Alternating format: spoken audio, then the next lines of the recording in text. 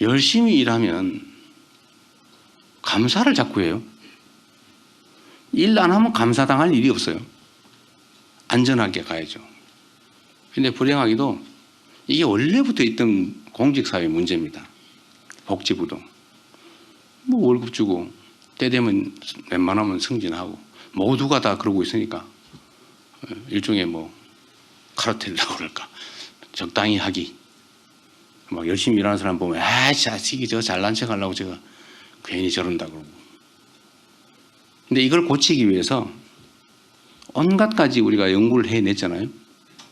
적극 행정 면책 뭐 이런 얘기도 해가면서 열심히 잘하려다 그런 건 책임을 묻지 않는다. 그게 조금씩 자리를 잡았어요. 그런데 이게 지금은 완전히 깨져 버렸습니다. 열심히 하면 바보가 아니고 미친 사람 취급받게 됐어요. 좀 미쳤나 저거. 나중에 수사받으면 어떡하려고. 나중에 감사받으면 어떡하려고. 지금 공직사회가 그렇게 돼버렸죠. 열심히 안 해도 되는 일을 하는 건 바보를 넘어서서 미친 사람 취급당하기 시작했습니다. 공직자들이 할 일은 정말 산처럼 많아서 하자면 끝이 없고 안 하자면 뭐 안 해도 문제가 없는 그런 아주 특수한 직역인데 열심히 하면 세상이 정말 혁명적으로 바뀐단 말이에요. 그럼 그렇게 하게 만들어줘야죠. 근데 이거를 100명 중에 열심히 하는 100명 중에 혹시 한 명이 나쁜 의도를 가지고 악용하지 않았을까? 그 한 명을 잡는다고 100명을 때려놨으니 누가 그 일을 하겠습니까?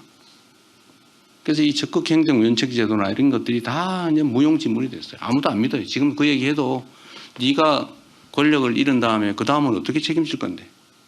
지금 이렇게 얘기하면 할 말이 없잖아요. 물론 이거의 제일 큰 책임은 정치의 상실이 있습니다. 정치가 사라졌죠. 전쟁만 하죠. 서로 죽이려고 그러고 제거해버리려고 하고 진짜로 바뀌면 편이 쫙 깔려가지고 잘해도 적, 못해도 내 편 이렇게 돼버린 거예요. 잘하면 잘했다 그러고 못하면 못했다 그러고 잘하면 기회를 더 주고 못하면 책임을 묻고 이게 정상적인 민주주의 시스템인데 이제는 이게 누군가 의도에 의해서 만들었든 아니면 어쩌다 보니 이렇게 됐든 간에 지금은 편이 너무 많아졌습니다. 편이 너무 강력해요. 근데 그 속에 있는 정치적 중립을 해서 국민만을 위해서 일해야 될 공무원들조차도 나는 책임지기 싫어서 나 정치와 정권이 바뀌거나 이래서 내가 나중에 책임질 일을 내가 왜 하냐. 안전하게 살자. 이게 트렌드가 돼버렸지 않습니까? 이걸 고쳐야 되겠다. 어떻게든지. 쉽지 않겠죠. 일단 정치를 정상화하는 건데 이건 뭐 여러분들하고 내가 할 얘기는 아닌 것 같고 공직사회의 행정을 정상화하는 제일 결정적인 것은 저는 일단은 두 가지라고 봐요. 정상적 행정에 형사사법의 잣대를 들이대면 안 된다. 뭐 돈을 받아 먹었다든지 뭐 권력을 폭력적으로 남용을 해가지고 질서를 어지럽혔다든지 뭐 이러면 혹시 모르겠는데 뭐 툭하면 직권남용이래. 내가 이 부하한테 지시를 하는 게 이게 혹시 직권남용인가? 나중에 문제될 수 있는가? 여러분 걱정되시죠? 아닌 척 하시는 거예요? 일을 안 하시는 분들이거나 그건 아닐 것 같고 너무 심각하죠.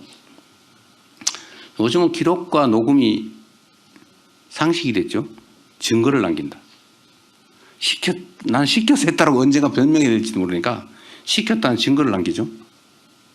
공문으로 하는 게 아니고 뭐 전화로 하면 녹음해놓고 아니면 비망록, 요새 비망록 쓰는 게 유행이라는데 아닌 척 지금 표정을 자칫 내가 반응을 보이면 내가 한 사람 되니까 지금 표정 관리하느라고 어려우시죠? 네. 이게 이렇게 뭔 행정을 하겠어요. 그래서 이 직권남용의 남용을 막기 위한 장치를 만들도록 하겠습니다. 이럴 때 박수도 한번 하세요.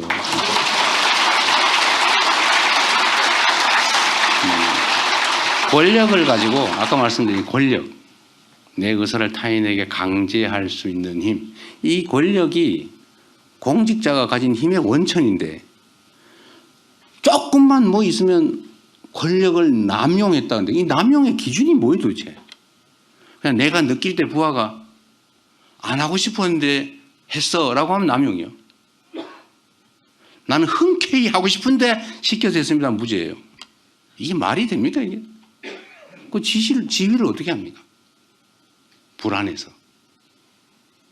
그래서 이 직권남용죄의 남용을 막기 위한 제도적 장치 또는 관행을 반드시 내야 되겠습니다. 두 번째는 이런 거예요. 제가 한번 미리 얘기한 건데 정책감사 있지 않습니까? 이게 원래 좋은 뜻으로 시작했는데 악용되기 시작했잖아요. 악용. 정책을 결정을 했어요. 그런데 그 정책이 예를 들면 아주 막 큰 효과를 냈는데도 시간이 지난 다음에 나중에 보니까 이것보다 더 좋은 정책이 있었는데 왜 그렇게 했어? 너 배임죄야. 또는 실패를 했다. 너 이렇게 하면 안 할 수 있었는데 왜 그거 해가지고 실패를 해서 손실을 입혔어? 이렇게 사후적으로 평가해서 책임을 물으면 인간에게 신의 능력을 요구하는 거 아닙니까? 그거 어떻게 알아요? 나름 최선을 다해서 판단했고 그게 재량권이잖아요. 행정법에서 재량권을 인정하는 이유가 뭐예요? 능동적으로 대응하라고. 상황에 능동적으로 대응하기 위해서 이렇게 할 수도 있고 저렇게 할 수도 있고 그걸 여지를 줘야 되지 아니면 딱 정해놓고 법원 판결하듯이 그렇게 하면 거기 사회가 움직여지겠습니까? 그래서 원래 재량권을 주는 거예요. 그리고 그 재량권 안에서 정말 아주 명백히 증명되는 고의로 그랬다면 혹시 모르겠는데 나름 최선을 다한 결과로 나중에 보니까 상황이 달랐어요. 아니 상황이 바뀌었어요. 아니면 조금 더 신경을 못 써서 그런 결과가 나왔다 한들 그거를 사후적으로 평가해서 책임을 묻고 징계한다 그러고 직무감찰하고 심지어 수사 의뢰해서 고발해서 재판받으러 다니고 하면 그 일을 어떻게 합니까? 그래서 이 정책감사도 아예 이 악용의 소지가 너무 많기 때문에 폐지를 하는 게 맞겠다. 그래서 여러분들한테도 열심히 일하면